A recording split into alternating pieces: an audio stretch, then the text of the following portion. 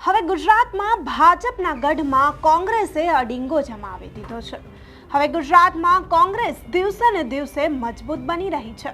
ત્યારે રાહુલ ગાંધીના કહ્યા અનુસાર હવે કોંગ્રેસે પોતાના ઘોડા ગુજરાતમાં છૂટા મૂક્યા છે। નમસ્કાર, હું અમરીન અને તમે જોઈ રહ્યા છો નિર્ભય ન્યૂઝ।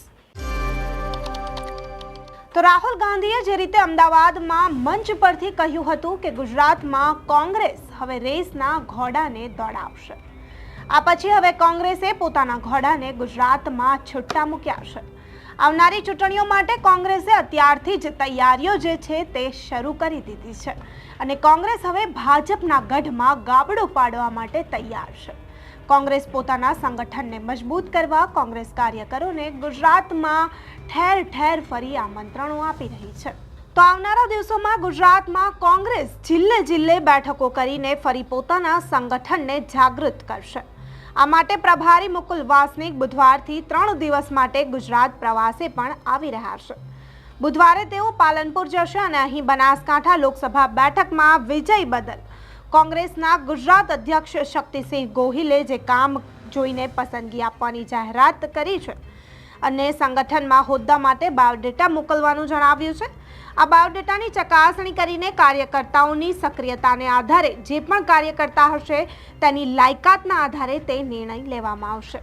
ત્યારે કોંગ્રેસે અત્યારથી જ પોતાના તમામ જિલ્લાના હોદ્દેદારો અને કાર્યકરોની કામગીરીનો સર્વે પણ શરૂ કરી દીધો છે। ત્યારે ઉલ્લેખનીય છે કે સક્રિયતા ધરાવનારા યુવાન કાર્યકરોને પણ મહત્વનો હોદ્દો મળી શકે છે। ત્યારે જે લોકસભામાં બનાસકાંઠા બેઠકની જીત બાદ સાંસદ જ્ઞાનીબેન ઠાકોરનો ભવ્ય અભિવાદન સમારોહ પણ યોજવામાં આવશે। અહીં તેઓ જિલ્લા સંગઠનની કારોબારી બેઠકને પણ સંબોધન કરશે।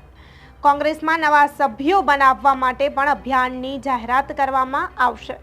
તો સ્થાનિક સ્વરાજ્યની સંસ્થાઓની ચૂંટણીઓ પણ યોજાઈ શકે છે। હાલ કોંગ્રેસને બનાસકાંઠા બેઠક પર જીત મળ્યા પછી આત્મવિશ્વાસ જે છે તે દિવસે ને દિવસે કોંગ્રેસ કાર્યકરોનો વધી રહ્યો છે। ત્યારે રાહુલ ગાંધીની મુલાકાતે આ જે આત્મવિશ્વાસ છે તેમાં એક વધારે બળ આપી દીધું છે।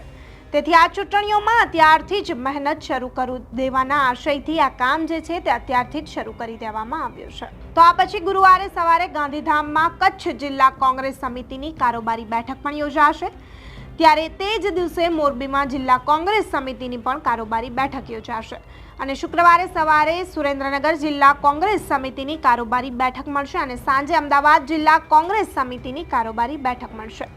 તો કોંગ્રેસના જે પણ કાર્યકરોને અમદાવાદમાં પથ્થરમારા બદલ પોલીસે કેસ કરી અને ધરપકડ કરી છે તેમના પરિવારો સાથે પણ સ્થાનિક કોંગ્રેસ નેતાઓ સતત સંપર્કમાં રહેશે। આ ઉપરાંત વિવિધ દુર્ઘટનાઓ પીડિતોને પણ કોંગ્રેસ કાર્યકરો સતત મળતા રહેશે। હવે ગુજરાતમાં દિવસે ને દિવસે કોંગ્રેસ જે છે તે મજબૂત બની રહી છે। કોંગ્રેસ ગુજરાતમાં ભાજપના ગઢમાં ગાબડું પાડવાની પૂરી તૈયારીઓમાં છે। કોંગ્રેસ ગુજરાતમાં ઠેર ઠેર ફરી પોતાના ઉમેદવારો અને કાર્યકરોને ઠેર ઠેર આમંત્રણો આપી રહી છે। કોંગ્રેસ સંગઠનને મજબૂત કરવાના અનેક પ્રયાસો અત્યારથી જ હાથ ધરી રહી છે। ત્યારે આવનારી ચૂંટણીઓમાં જોવાનું રહેશે કે કોંગ્રેસનું આજે એડી ચોટીનું જોર છે તે કેટલા અંશે સફળ નીવડે છે।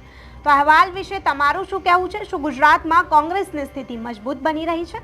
તમારું શું કહેવું છે? તમે શું માનો છો કોંગ્રેસ વિશે? તમને કમેન્ટ કરી ચોક્કસથી જણાવજો તથા અમારી ચેનલ નિર્ભય ન્યૂઝને લાઇક, શેર અને સબસ્ક્રાઇબ કરવાનું ભૂલશો નહીં। આભાર।